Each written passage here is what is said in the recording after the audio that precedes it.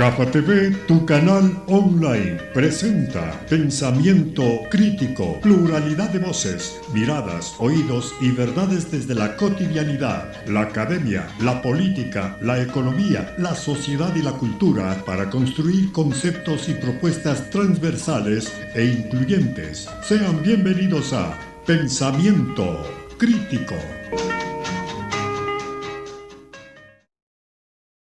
Amigos de GAFA TV Ecuador, tengan ustedes muy buenas tardes. Gracias por estar pendientes de Pensamiento Crítico, el programa de entrevistas de GAFA TV Ecuador.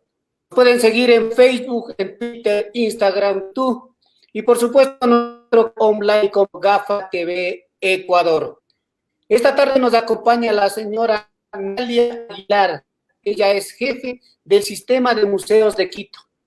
Vamos a tapar el tema, cómo está la situación del museo, cómo estuvo antes, durante y después de la pandemia. Para tratar este tema, como todos los días, le damos paso a nuestro compañero Fernando García. Fernando, bienvenido, muy buenas tardes. Hola Galo, buenas tardes amigos en Ecuador y en el mundo que nos siguen todos los días a esta hora a través de GAFA TV Ecuador y su programa de entrevistas de pensamiento crítico. Hoy día nos salimos un poquito de los temas que hemos estado abordando esta semana, lo político, lo jurídico, lo electoral, para hablar de algo interesante, algo importante como son los museos a propósito de la pandemia. Para lo cual hemos convocado a Natalia Aguilar, ella es jefa del Sistema de Museos de Quito. Para comenzar, le saludamos cordialmente y le agradecemos por su deferencia a nuestro programa. Y le quiero consultar de entrada, cuando hablamos del sistema de museos, ¿de qué estamos hablando, Natalia? Buenas tardes. Buenas tardes, muchas gracias, Galo, Fernando, GAFA TV, por la invitación. Bueno, les cuento como un poquito como antecedente qué es el Sistema de Museos de Quito. El Sistema de Museos de Quito es un proyecto de la Fundación Museos de la Ciudad que articula básicamente el trabajo conjunto de más de 76 museos y centros culturales del distrito. Estamos hablando de museos de toda índole que están en el distrito, museos públicos, privados, militares, religiosos, universitarios. Básicamente el SMQ y el propósito es el trabajar en equipo. Somos un proyecto articulador, creador en conjunto junto con los miembros de las directrices y planteamientos de un trabajo colaborativo y en red. Nuestro mayor referente somos el mayor referente y queremos ser el mayor referente de asociatividad y trabajo en equipo en museos. Muy bien, entonces más de 70 museos. Si podemos un poco para el público que nos está escuchando, decir qué tipo de museos nomás hay aquí en Quito. De los 70, ¿cómo lo podemos categorizar, Natalia? Ya, como les decía, los museos que son miembros del Sistema de Museos de Quito son museos muy dispares, tenemos todo tipo de museos. Entre ellos tenemos museos municipales, museos también estatales, hay museos que dependen, universitarios que están dentro y dependen de las universidades como Católica, Salesiana, Politécnica, museos religiosos y museos privados también, museos independientes. Entonces, como le digo, es una variedad de museos, una variedad de temáticas incluso, porque son museos desde museos de ciencia, museos religiosos, museo de la presidencia. Debemos saber que en Quito hay más de 100 museos. La gente a veces piensa y el rato que se le pregunta enumera 1 o 2 museos, hasta 5 museos, pero no sabemos que tenemos más de 100 museos.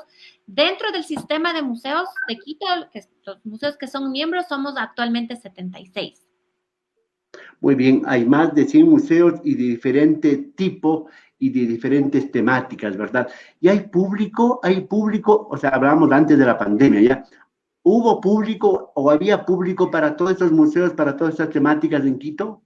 Sí, yo me atrevería a decir que sí, justamente cada museo, digamos, con su temática atraía o atrae a públicos diferentes. Hay museos que, por ejemplo, se me ocurre, por ejemplo, Yacu, Parque Museo del Agua, tiene un público más hacia lo público escolar, público adolescente. Museos religiosos, se me ocurre el Museo del Carmen Alto, públicos más especializados, gente que quiere abordar específicamente en la temática religiosa del monasterio. museos como el Museo Interactivo de Ciencia, también públicos infantiles, de pronto es su público mayoritario. Entonces yo creo que dependiendo de la temática, cada uno de los museos de Quito atrae a diferentes visitantes según los intereses de la población. Y por ejemplo, a los turistas extranjeros que vienen a Ecuador, ¿qué tipo de museos y qué tipo de temáticas les suele atraer? Algunos de los museos que más atraen, digamos, a público turista extranjero, me atrevería a decir, por ejemplo, que es el Museo de Sito Intiñán, que como les decía antes, ellos ya desde que venden los paquetes turísticos, las agencias de viajes, ya está incluida la visita al Museo de Sito Intiñán, el Museo de la Ciudad también, por su temática que abarca digamos, toda la revisión de la ciudad en sí. La Fundación Guayasamil, tema de arte también es un tema muy atrayente para los públicos extranjeros. Pero eso es, como les digo, por decirles 2 o 3 museos, pero de pronto los visitantes, los turistas vienen con una temática en especial, un interés en especial. Entonces hay la oferta para cada uno de ellos. O sea, tenemos para llenar la oferta y cumplir con las expectativas de los visitantes. Claro, en Quito tenemos museos, o sea, de ciencias, ¿no es cierto?, en la Casa de la Cultura, tenemos Museo del Agua, que decía Yacu, en el sector del placer, tenemos el Museo de la Ciudad, ese Museo de la Ciudad que es una síntesis, ¿verdad?, desde antes de la conquista, antes de la colonia, y tenemos un sinnúmero de museos históricos y de ciencias. Ahora sí vayamos porque nos interesa saber cómo estaban los museos, el sistema de museos, antes del 16 de marzo, en donde comienza la emergencia sanitaria, comienza la pandemia. ¿Cómo estaba planificado el 2020 para los museos?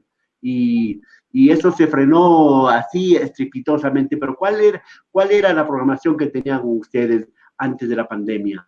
Ya, a ver, antes de la pandemia, básicamente, les voy a hablar de manera general, como les decía ayer, un poco desde el trabajo del sistema, desde el sistema de museos, porque independiente del sistema, cada museo tiene sus agendas, sus lógicas, su independencia. Pero desde el sistema de museos de Quito, nuestro trabajo y nuestras agendas en los años pasados han sido básicamente el trabajo en conjunto en proyectos en el que participamos distintos museos del sistema. Se me ocurre, por ejemplo, nos juntamos en fechas hito, como el Día Internacional de los Museos, fechas como el Día Nacional de la Cultura Ecuatoriana, el día en noviembre, el Día de los Difuntos, en septiembre, el Mes del Patrimonio. Entonces, ¿qué hacíamos? Básicamente es juntarnos en proyectos en conjunto, crear, digamos, trabajar dentro del componente académico, ferias, proyectos en el que participamos todos los museos del sistema y damos una oferta unificada para los públicos. También nosotros dentro del sistema nos hemos organizado de una forma geográfica, digamos.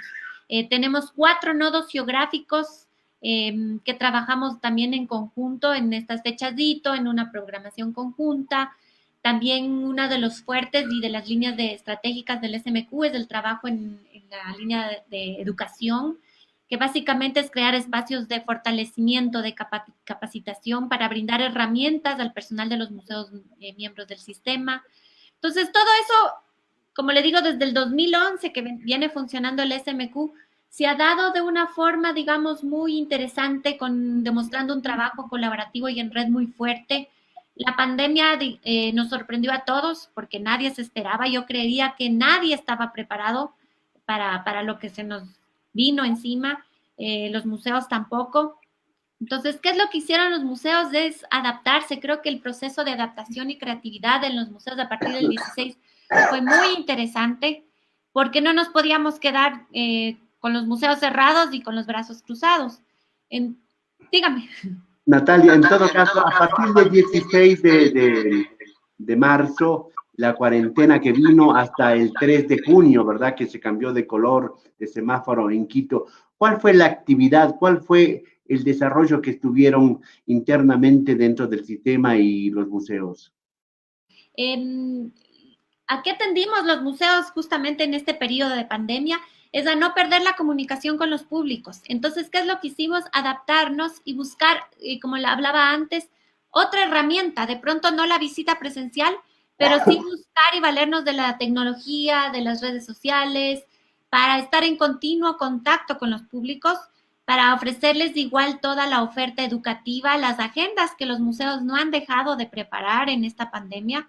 Simplemente se han modificado, como les decía, es modificar, es adaptarse, cambiar la modalidad en la que veníamos trabajando y siempre rescatando eso, ese acercamiento con los públicos, ese no perder nuestros públicos fieles, atraer nuevos públicos, y la tecnología nos ha ayudado muchísimo.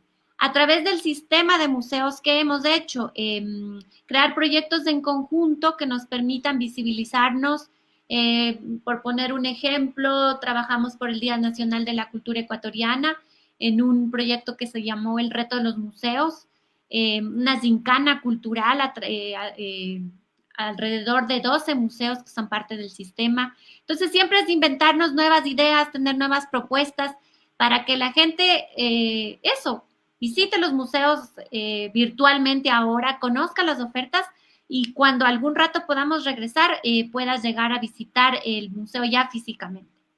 O sea, con las limitaciones del caso y con la sorpresa que hubo con el asunto de la pandemia, no hubo una desvinculación.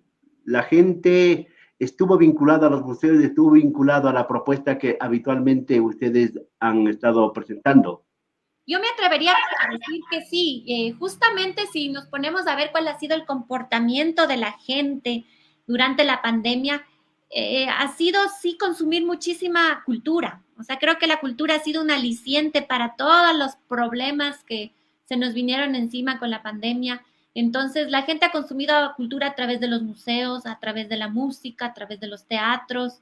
Entonces, sí, como les decía, me atrevería a decir que nunca hubo una desvinculación. Hubo sí ciertos museos, como le digo, dentro del sistema hay museos que son muy dispares, los museos son muy dispares. Lastimosamente hubo museos que sí tuvieron que cerrar sus puertas, sí tuvieron que dejar de producir y de tener una oferta, porque tuvieron que atender asuntos prioritarios como son temas laborales, temas económicos, son muy pocos. Al inicio de la pandemia hicimos una especie de recorrido, análisis de qué museos estaban operando durante la pandemia, y el resultado fue bueno porque tenemos un porcentaje de un 84% de museos que no dejaron digamos, de estar activos durante la pandemia.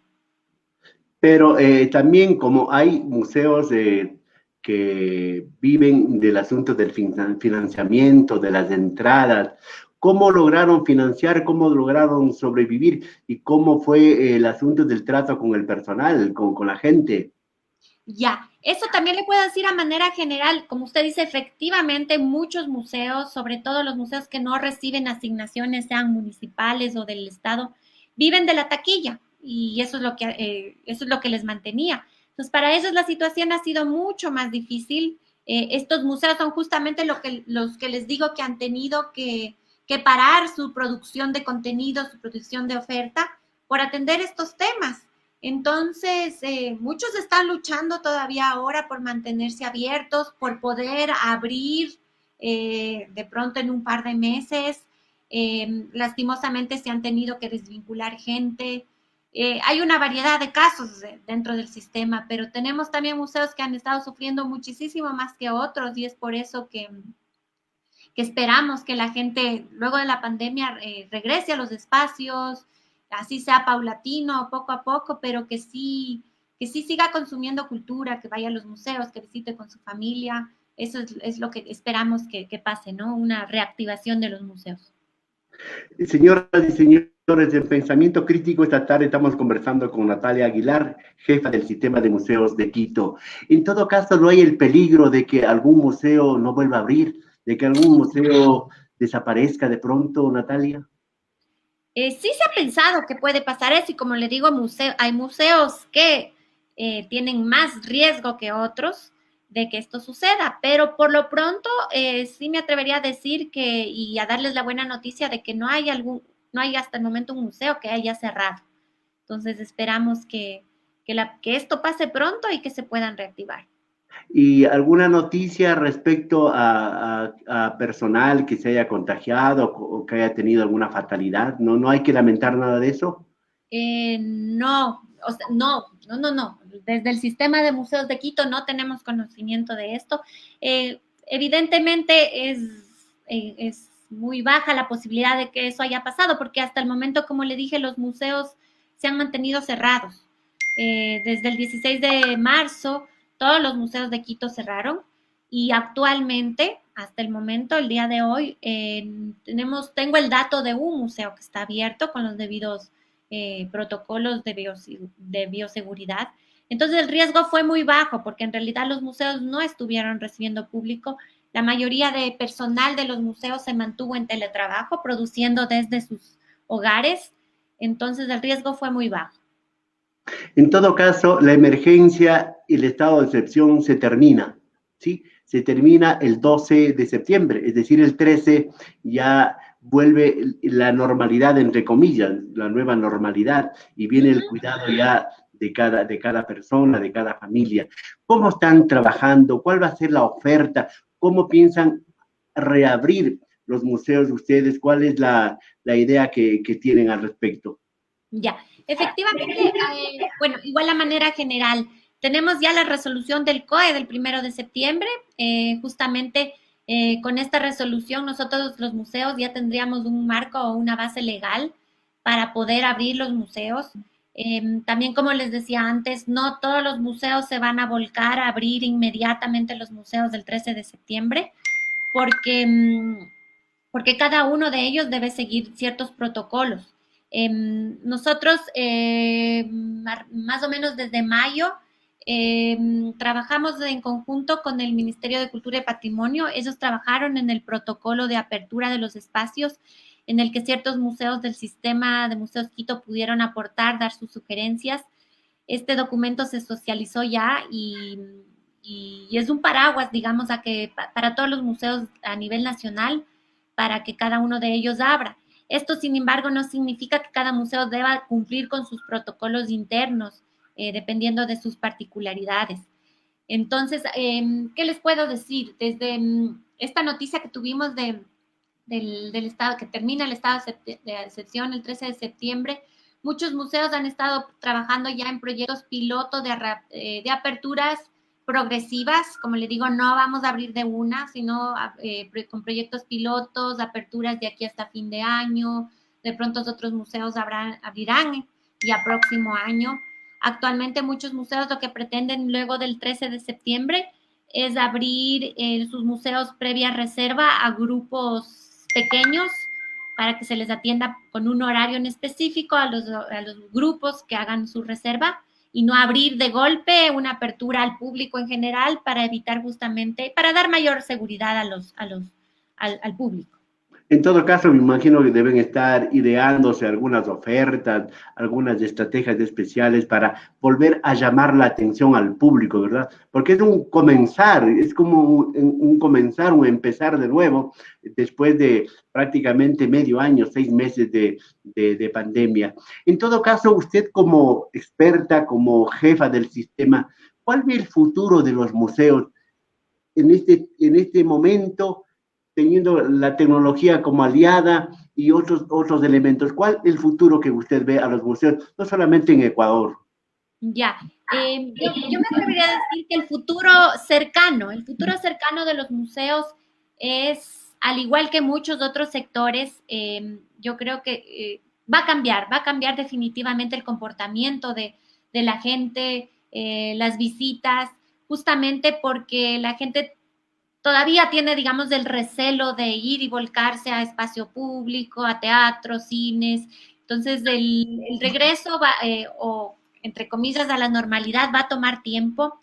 De todas formas, la tecnología que nos ayudó muchísimo y que fue una herramienta durante la pandemia, vino para quedarse. O sea, efectivamente no nos vamos a separar de la tecnología. Entonces, los museos van a tener que adaptarse y trabajar, sea que termine la pandemia de aquí a 3 meses, a 4 meses, pero vamos a tener que trabajar muy de la mano con la tecnología, adaptarnos a ella y, como usted dice, lanzarnos con nuevos discursos, con una nueva forma de atraer a los públicos. Pero eso sí, como también les decía, no sin alejarse y sin dejar de lado la parte más importante del museo, que es la parte justo de la conexión con los públicos, de la generación de diálogos, de discursos, de esa relación personal que es muy importante, de la generación de experiencias. La gente dirá, bueno, ¿y por qué tengo que ir yo a un museo? A un museo de ciencias, a un museo de arte, a un museo de instrumentos musicales, a un museo religioso. ¿Por qué la gente tiene que ir a un museo, por ejemplo? La gente tiene que ir a un museo justamente para tener una experiencia, creo yo. O sea, para vivir una experiencia memorable, para encontrarse, para disfrutar, para el disfrute también, para generar diálogos, conversaciones en torno al tema que trata cada museo. Creo que la gente tiene que ir al museo y regresar al museo porque la visita a uno de ellos es irreemplazable. Creo que no se compara, si bien la tecnología ha ayudado mucho a que se hagan visitas virtuales y tal, pero esto no se compara con la visita presencial. Entonces, la gente desde el sistema de museos queremos que regrese a los espacios. Porque uno sería para aproximarse a sus raíces, a su identidad, a su historia, a un sinnúmero de cosas que un espacio le puede brindar un museo dependiendo de la temática. ¿Y cómo ganar nuevos públicos? ¿Qué hacer para que la gente se interese por ir a un museo, no solamente a un museo, a una galería, o que se interese por el asunto educativo, artístico, por todo ese tipo de cosas que llenan y complementan la vida? Bueno, ahí está justamente ahí lo clave para hacer que la gente se interese es el discurso y lo que les ofrecemos, lo que ofrecemos al público. Eso ha sido un reto no solo con la pandemia, sino antes de la pandemia también, porque como le decía, la competencia de los museos es muy fuerte, no todo el mundo visita los museos. Entonces yo creo que ahí la clave es eso, ¿qué les ofrecemos? ¿Qué les damos? ¿Qué experiencia les damos a los públicos para que vayan, para que visiten, para que conozcan? Entonces es muy fuerte el trabajo que tenemos que hacer, darles una oferta y algo que les ofrezca una experiencia muy significativa. Podríamos trabajar desde los hogares, desde la escuela, desde tempranito, ¿verdad? Eso también es otro tema clave, el trabajar con públicos escolares, con la educación, con aliarse con el Ministerio de Educación, con escuelas, colegios, porque justamente eso que nosotros aprendemos de pequeños es lo que nos llevamos y lo que luego transmitimos. Entonces es súper importante el trabajar desde edades tempranas, desde escolares, para que se atraigan por la visita a los espacios, a los museos y sus contenidos. Sería una parte complementaria con el asunto de la educación en el aula, ¿verdad? Ir a un museo, si en el aula le están hablando de un instrumento X, le están hablando de una especie animal X, de una obra de arte X, llevarle allá para que el estudiante, el niño, el joven se identifique y conozca de primera mano, ¿verdad? Entonces sería una especie de ampliar el aula hacia los museos.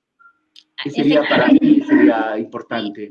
Efectivamente, son programas educativos que se dan en los museos, en muchos de los museos de Quito, desde antes de la pandemia. Los museos brindan educación no formal y sé yo por muchos museos que son parte del sistema que esos ya están trabajando con proyectos con las aulas. El museo visita tu aula, el museo visita las escuelas, al revés también los museos visitan y trabajos en conjunto, proyectos en conjunto entre el museo y la escuela. ¿Cómo se trabaja? Usted de pronto tiene conocimiento, experiencia, ¿cómo se trabaja en otros países para que los jóvenes, los niños, los adolescentes visiten los museos? Hablamos de los propios de Estados Unidos, de Europa, de Colombia, por ejemplo. ¿Cómo se trabaja ahí? Yo creo que todos, bueno, obviamente cada país tiene su singularidad, sus particularidades, pero creo que todos estamos de la mano y trabajando con la misma lógica, la cual es trabajar no solo dando el discurso del museo ya, sino trabajando en experiencias posteriores a la visita al museo, en talleres, en actividades de baile, en que el museo en que la gente se apropie del museo, en que viva una experiencia más allá de un discurso que me puede dar un mediador. Yo creo que eso es lo que engancha a la gente. Como les digo, lo más importante de una visita, de un acercamiento a un museo, es la experiencia que la gente se lleva. Usted habla de mediadores, son esos especialistas. ¿Dónde se forman? ¿Cómo se forman lo que usted llama mediadores, los especialistas en los museos, los curadores de los museos? ¿Cómo se forman? Bueno, al hablar de mediadores, yo estoy, porque antiguamente o no hace mucho tiempo, la gente llamaba guías. Justamente cuando yo entro a un museo voy y tengo un guía, pero ese ya no se usa. Ahora usamos mediadores porque la palabra guía es justamente eso, lo que no quiero que pase, que llego a un museo y que tengo una persona que me diga, venga por acá, pase acá, visite esta sala, sino mediadores, porque es una palabra justamente que significa lo que conversaba yo hace un momento, esa relación, esa mediación, ese discurso, ese diálogo con el visitante, a ser un guía que simplemente me dice y me da direcciones. Claro, la mediación está uno por el conocimiento, otro por un dominio pedagógico, metodológico, para poder ir, si usted quiere, enseñando y satisfaciendo ciertas inquietudes que pueda tener un visitante y que le vaya pues dando una especie de, yo diría, un pequeño cursito, sí, al visitante para que conozca en dónde está y le quede eso impregnado para que él sea un mejor portador de otros que vayan a visitar, ¿verdad? Entonces sería muy importante. Para terminar, quisiera preguntarle, las autoridades de nuestro país, llámese municipio de Quito, llámese Ministerio de Cultura y Patrimonio que se llama, llámese Gobierno Nacional, ellos están compenetrados, tienen un sentido de política pública para el asunto de financiamiento, mantenimiento y preparación y capacitación de personal y infraestructura de los museos. Sí, justamente a través del sistema de museos de Quito, como le dije, es un proyecto de la Fundación Museos, de la Secretaría de Cultura encargado a la Fundación Museos de la ciudad. Entonces, al hablar de Secretaría de Cultura, esto significa que el municipio sí está muy interesado y ha dado mucha fuerza a este tema del fortalecimiento de personal de los museos miembros. Entonces, como les decía, dentro de las líneas estratégicas del SMQ, una de ellas, la de educación, es de mucho interés, no solo en este año, sino en la gestión en sí del sistema, el fortalecer a la gente, el capacitar, el dar herramientas necesarias a la gente de los museos para la generación de ofertas, para el diseño de sus actividades, para sus agendas. O sea, estamos trabajando en eso y el apoyo ha sido importante desde el municipio. Sí, porque usted al comienzo decía que hay ciertas fechas especiales en donde se abren los museos, pero a ratos la gente dice, me toca hacer cola de 2 horas, de 3 horas para ingresar, a veces en el sol y en la lluvia. ¿Cómo se podría mejorar para dar ciertas facilidades a las personas que si quieren entrar? Yo he visto colas de los museos, sobre todo del centro de la ciudad. ¿Cómo organizar para dar mayores facilidades a la gente y que no se canse de estar esperando 3 horas, por decir algo? ¿Cómo podríamos hacer? Bueno, eso siempre este tema de las filas inmensas, siempre pasa en los museos cuando hay fechas importantes, cuando hay gratuidad, cuando hay alguna oferta especial. Hay veces que la gente ha tenido que hacer filas de 2, 3 horas. Como le digo, esto pasa específicamente en fechas puntuales, pero de ahí los museos ofrecen y tienen ofertas muy interesantes de entre semana. Si bien, claro, toca pagar en ciertos museos el valor de la taquilla, pero creo que los museos están muy abiertos a recibir al público, o sea, en fechas no en fechas comunes y corrientes. Hay la apertura y básicamente la mayor estrategia para atraer a los públicos es a través de la oferta muy interesante que tienen ellos. Muy bien, muchas gracias a Natalia Aguilar, jefa del Sistema de Museos de Quito. Quisiera para terminar que usted haga un llamado, una invitación como jefa, para que la gente, a partir ya del levantamiento de la pandemia, con toda la responsabilidad, con todos los controles de bioseguridad, visiten y vuelvan un poco a llenarse los pulmones de de oxígeno, de aire puro, pero también lleguen la mirada, la memoria de lo que puede ofrecer un museo en Quito y en Ecuador. Sí, efectivamente, quiero transmitir a los públicos que los museos del Sistema de Museos de Quito se están preparando para reabrir las puertas, para reactivarse, algunos inmediatamente, otros les tomará más tiempo, pero tengan la seguridad de que vamos a recibir a los públicos y queremos que los públicos vayan, que la seguridad va a ser una de nuestras prioridades. Y para terminar, decirles que vayan porque la visita al museo es irreemplazable y porque la cultura es un aliciente súper importante, el consumo de cultura es un aliciente súper importante para todo lo que hemos vivido y lo que estamos viviendo ahora. Entonces no dejen de ir y llenarse, como decía usted, de cultura, de todo lo que nos pueden ofrecer los museos. Muchísimas gracias a Natalia Aguilar, jefa del Sistema de Museos de Quito, invitando a que una vez que se abra la nueva normalidad, la gente tome como una alternativa de realimentación, de reencuentro, visitando cosas, visitando elementos culturales, artísticos, como el caso de los museos. Natalia, muchas gracias, muy amable por su tiempo y por su deferencia a nuestro programa. Muchas gracias a ustedes por la invitación. Buena tarde. Señoras y señores, de esta manera terminamos este jueves 10 de septiembre de 2020, Pensamiento Crítico a través de GAFA TV Ecuador. Hasta la próxima.